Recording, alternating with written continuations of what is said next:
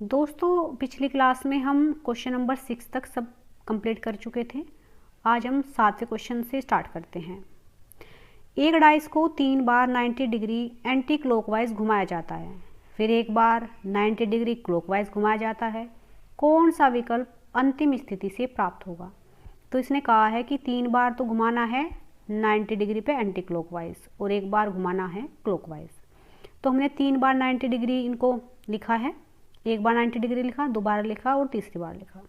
ये तो हमने तीनों एंटी क्लॉकवाइज लिख लिए और एक बार हमने 90 क्लॉकवाइज लिख लिया जो यहाँ पे दिया गया था। एक 90 क्लोज से एक 90 डिग्री एंटी क्लॉकवाइज कट जाएगा, तो हमारे पास 90 प्लस 90 हमारे पास 180 डिग्री बचेगा एंटी क्लॉकवाइज। तो यानी कि ये जो डाइस यहाँ पे दी गई है ना, अब हमें इसे 180 डिग्री क्या करना है, एंटी क्लॉकवाइज रोटेट करना है। ठीक है, घड़ी की विपरीत सुई की दिशा में इसको हमें रोटेट करना है। तो पहले हम इनके अपोजिट निकाल लेते हैं। देखो यहाँ पे इसका अपोजिट हो जाएगा 1 का 6, 4 का अपोजिट 3 और 2 का अपोजिट हो जाएगा 5, क्योंकि ये कैसा पासा है, मानक पासा है। और मैंने आपको बताया था कि 2 मानक पासा वही होगा जिसकी 2 विपरीत सतहों का योग 7 बनता हो। जैसे 4 और 3 को जोड़ेंगे 7, 1 और 6 को जोड़ेंगे 7, 2 और 5 को जोड़ेंगे 7। तो इसलिए ये कैसा पासा हुआ, मानक पासा। ऑप्शन नंबर ए चेक करते हैं। देखिएगा ऑप्शन नंबर ए में क्या है, देखो सारे ऑप्शन से ही इसको करना बेहतर होगा, क्योंकि देखो यहाँ पे 2 दिया है, यहाँ पे भी 2 है, यहाँ पे भी 2 है, यहाँ पे भी 2 है। तो 2 की स्थिति में तो कोई चेंज आएगा ही नहीं। तो यानी कि अब ये जो पासा है, अब इसको हम कितने डिग्री घुमाएंगे, 180 डिग्री। अगर देखो 180 डिग्री का मतलब क्या है, जैसे मान लिया मैं यहाँ पे हूँ, सपोज करो मैं यहाँ पे हूँ और यहाँ से मैंने एक बार ऐसे चला 90 डिग्री, फिर दोबारा ऐसे चला 90 डिग्री। तो ये एक बार ऐसे जाना है, एक बार ऐसे जाना है। तो सपोज़ करो आप अभी 1 पे हैं, तो अगर आप इसको 90 डिग्री घुमाएंगे तो ये जो 6 है, ये 6 उठ के यहाँ पे आ जाएगा, और ये 3 यहाँ पे चला जाएगा। फिर अगर हम दोबारा इसको 90 डिग्री घुमाएंगे तो ये 6 यहाँ पे आ जाएगा और ये जो 3 है ये यहाँ पे आ जाएगा। तो आप देखो 90 डिग्री घुमाने पे ऐसा कौन सा ऑप्शन है जहाँ यहाँ पे 6 आ रहा हो और यहाँ पे 3 आ रहा हो। तो पहले में तो यहाँ पे 3 है, गलत है, यहाँ पे 4 है, गलत है, यहाँ पे 5 है, गलत है। सिर्फ यहीं पे 6 और 3 ऐसे बन रहा है, क्योंकि जो हमने इसको घुमाया है, एक बार ऐसे घुमाया 90 डिग्री और फिर दोबारा 90 डिग्री घुमाया, तो ये 6 की स्थिति कहाँ पे आ जाएगी, ये 6 पे यहाँ पे आ जाएगा। तो इसका ऑप्शन नंबर सी यहाँ पे ठीक हो जाएगा। और एक चीज़ और देखिएगा, यहाँ पे 2 5 का क्या है, अपोजिट है, लेकिन यहाँ 2 और 5 तो क्या हो रहा है, 2 और 5 तो एक साथ दिखाई दे रहे हैं, लेकिन अपोजिट सतह एक साथ ना दिख सकती है और ना ही छिप सकती है। इसी तरीके से यहाँ पे 2 और 5 एक साथ दिखाई दे रहे हैं, तो यहाँ पे भी अपोजिट सतह ना एक साथ दिख सकती है और ना एक साथ छुप सकती है। इसलिए इसका ऑप्शन नंबर सी सही हो जाएगा। अगला क्वेश्चन देखते हैं। आप अगला क्वेश्चन करिएगा। नीचे दी आकृति x एक मानक पासा है, इसने कह दिया है कि स्टैंडर्डाइज है। उस विकल्प का चयन कीजिए जो पासे को 4 बार 90 डिग्री दक्षिणावर्त और फिर एक बार वामावर्त घुमाने पर प्राप्त होगा। तो एक बार आप ये बताइए कि एक पूरे चक्कर में कितने डिग्री होते हैं, 360। सपोज करो मैं यहाँ से चली, यहाँ से जाने के बाद ऐसे मान लो इसके 4 वे हैं, यहाँ से यहाँ तक गए 90 डिग्री, यहाँ से यहाँ तक गए 90 डिग्री, यहाँ से यहाँ तक आए 90 डिग्री और यहाँ से यहाँ तक आए 90 डिग्री। यानी कि ये 4 चक्कर हो गए, पहला चक्कर, दूसरा चक्कर, तीसरा चक्कर और चौथा चक्कर। ये 4 चक्कर होने पर क्या होगा, मैं जहाँ से स्टार्ट करा था वापस वहीं पे आ गई। तो अगर हम एक चीज़ को 4 बार घुमा देते हैं ना सर्कल वे में, तो वो वहीं पे आ जाती है जहाँ से हमने शुरू किया होता है, यानी कि वो फिर दोबारा से 0 पे आ जाती है। तो देखो 4 बार 90 डिग्री घुमाया तो इससे कोई फ़र्क नहीं पड़ेगा, क्योंकि जहाँ से स्टार्ट किया था वहीं पे वापस आ गया।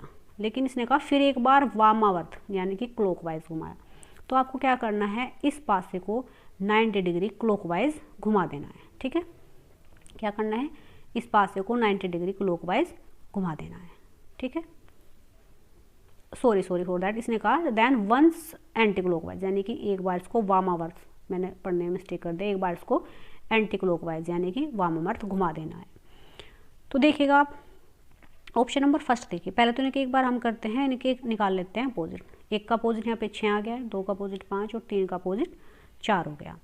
तो आप एक चीज़ नोटिस करेंगे कि 1 1 1 सारे ऑप्शनों में एक यहाँ पे क्या है, फिक्स है। तो इसको, इस डाइस को कैसे घुमाया गया, इस डाइस को ऐसे पकड़ के ऐसे घुमा दिया गया। कैसे घुमा दिया, इस डाइस को ऐसे ऐसे घुमाया गया, बल्कि ना कि इसको ऐसे घुमाया गया है, इसको घुमाया गया ऐसे, ठीक है। तो अगर इसको मैं क्या करूँगी, इसको मैं 90 डिग्री एंटी क्लॉकवाइज घुमाऊँगी तो ये 2 ऊपर चला जाएगा, ठीक है, ये 2 ऊपर चला जाएगा और 3 आ जाएगा इधर, छिप जाएगा नहीं छिप जाएगा। और यहाँ पे देखो एक बात याद रखिएगा, 3 का अपोजिट 4 है, तो सपोज करो कि आप अगर ये 2 यहाँ पे जाएगा तो 2 यहाँ पे जाएगा तो 5 यहाँ पे आ जाएगा, ठीक है, 2 यहाँ पे जाएगा, और ये जब ये 3 यहाँ पे जाएगा तो इसका अपोजिट 4 यहाँ पे आ जाएगा नहीं आ जाएगा। तो आप ये देखिएगा कि किस ऑप्शन में ये वाली स्थिति दी गई है। तो देखो इस वाली स्थिति में देखो यहाँ पे 1 आ गया, यहाँ पे 3 आ गया, यहाँ पे 3 आना ही नहीं था, यहाँ पे तो 4 आना था, क्योंकि 3 तो घूम के यहाँ पे आएगा ना 3, और यहाँ पे इधर तो 4 आना चाहिए, तो ये वाला ऑप्शन भी गलत है। यहाँ पे ऊपर 3 दे दिया, क्योंकि 3 तो जो है अब इसको हम यहाँ पे घुमाएंगे तो 3 तो यहाँ पे आना चाहिए, ठीक है, तो ये भी गलत हो गया। ऑप्शन नंबर सी देखो, अगर हम इस पासे को ऐसे घुमाते हैं तो 2 तो ऊपर चला जाएगा, यहाँ से उठ के यहाँ गया 2, तो फिर ये जो 3 है ये 3 आ जाएगा यहाँ पे, और फिर 3 यहाँ पे आ जाएगा, 1 तो यहीं का ही रहेगा, 3 का अपोजिट क्या आएगा 4, तो 4 इसके यहाँ पे होगा, तो इसका ऑप्शन नंबर सी राइट हो जाएगा। अगला क्वेश्चन देखेंगे। दोस्तों हम पिछली क्लास में यहाँ तक के सारे क्वेश्चन कंप्लीट कर चुके हैं। आज हम आगे का क्वेश्चन देखेंगे, क्वेश्चन नंबर 9। एक पासे में ए बी सी और डी समीप की सतहों पर है, एक दक्षिणावर्त क्रम में ऊपर और नीचे ई और एफ लिखे जाते हैं। जब सी सबसे ऊपर है तो सबसे नीचे क्या होगा। तो आप एक बात देखिए, इसने बोला है कि ए बी सी और डी समीप है, तो हमने ए बी सी और डी समीप पे लिख दिया है। इसने कहा है दक्षिणावर्त क्रम में, तो ऊपर तो है ई और नीचे है एफ, तो ई को हमने ऊपर लिखा और एफ को हमने नीचे लिखा। तो इसने कहा है कि जब सी सबसे ऊपर हो, मान लें सी यहाँ पे होगा, तो नीचे क्या आएगा, तो हम इनके पहले अपोजिट निकालेंगे, ए का अपोजिट सी, बी का अपोजिट डी और ई का अपोजिट एफ। पिछली क्लासेस में आपको मैं अपोजिट निकालने बता चुकी हूँ। तो अगर सी यहाँ पे होगा ना तो ए यहाँ पे आ चला जाएगा, तो यहाँ पे इसका ऑप्शन नंबर ए सही हो जाएगा, तो सबसे नीचे होगा ए। अगला क्वेश्चन देखेंगे। एक पासे में उसके आसन फल को, आसन फल मतलब पड़ोसी या जिसको हम एडजेसेंट बोल सकते हैं इंग्लिश में, आसन फलकों पर 1, 2, 3 और 4 डॉट्स दक्षिणावर्त क्रम में अंकित है तथा 5 और 6 डॉट्स क्रमशः इसके शीर्ष और सबसे निचले तल पर अंकित है। यदि डॉट संख्या फर्स्ट इसके सबसे ऊपर वाले फलक पर आ जाए तो उस स्थिति में सबसे निचले फलक पर कितने डॉट्स आएंगे। तो सेम क्वेश्चन है, बस इसमें वहाँ पे ABCD दिया गया था और यहाँ पे 1, 2, 3, 4 दिए गए हैं। तो हमने इनको 1, 2, 3, 4 करके क्रम में लिख लिया है। इसने कहा है कि शीर्ष पर तो है यहाँ पे 5 और निचले तल पर है 6, तो हमने 5 ऊपर लिखा और 6 नीचे लिखा। तो अपोजिट निकालो, 5 का अपोजिट 6, 1 का अपोजिट 3, 2 का अपोजिट 4। तो इसने कहा है कि अगर ऊपर 1 होगा तो नीचे क्या आएगा, तो नीचे आ जाएगा 3, तो इसका ऑप्शन नंबर ए सही हो जाएगा 3। अगला क्वेश्चन देखेंगे। यहाँ पे दिए गए पासे में @ हैज़ एंड और प्रतिशत चिन्ह दक्षिणावर्त क्रम में आसन पृष्ठों पर अंकित है। देखो आसन पृष्ठ कहते हैं ना, आसन का मतलब होता है जो सारी सतह आपस में लगी हो। देखो इसकी सतह इससे लगी हुई है, इसकी सतह इससे लगी हुई है, इसकी सतह इससे लगी है, तो सारी सतह जुड़ी हुई है, यानी कि एडजेसेंट है। और जो यहाँ पे स्टार और डॉलर चिन्ह है वो क्रम से सबसे ऊपर और नीचे है, यानी कि स्टार सबसे ऊपर है यहाँ पे और डॉलर यहाँ पे नीचे दिया गया है। यदि प्रतिशत चिन्ह सबसे ऊपर, अब ये कह रहा है कि मान लें प्रतिशत ये उठ के यहाँ पे आ जाता है तो सबसे नीचे कौन होगा, तो यहाँ पे बताना है कि कौन होगा। तो आप देखिए स्टार सबसे ऊपर लिख दिया हमने यहाँ पे और हमने डॉलर को नीचे लिख दिया है, ठीक है। पहले हम इनके अपोजिट निकालेंगे, @ का अपोजिट डॉलर, हैज़ का अपोजिट प्रतिशत। तो इसने यही पूछा है कि अगर प्रतिशत ऊपर चला जाए तो नीचे क्या आएगा, तो नीचे आ जाएगा हैज़, तो इसका बी ऑप्शन सही हो जाएगा हैज़। अगला क्वेश्चन देखेंगे। एक पासे में प्रत्येक फलक को निम्न रूप से संख्यांकित किया गया है।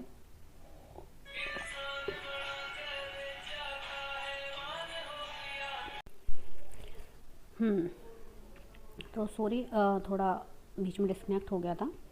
एक पासे में प्रत्येक फलक को निम्न रूप से संख्यांकित किया गया है।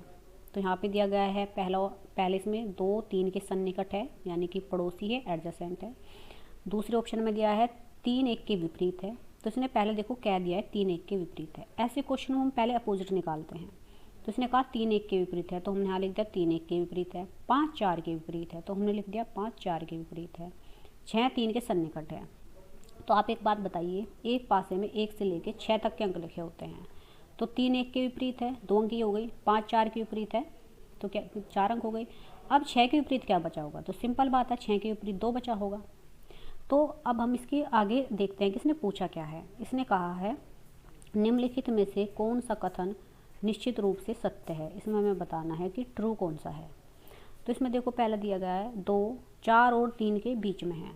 तो एक बात बताइए, इसने कहा है जो 2 है वो 4 के और 3 के बीच में है, तो भाई ये तो सत्य नहीं है, क्योंकि जो 2 है वो 4 और 3 के बीच में नहीं है, क्योंकि ये तो 6 का अपोजिट है। ठीक है, इसने आगे कहा है कि 2 6 के सन्निकट है। 2 6 के सन्निकट नहीं हो सकता, क्योंकि 2 और 6 तो आपस में अपोजिट है, सन्निकट नहीं है, यानी कि एडजेसेंट ना होकर ये तो अपोजिट है, विपरीत है। 3 2 और 6 के बीच में है, तो ये बात बताइए जो 3 है ये 2 और 6 के बीच में आ सकता है, सही बात है।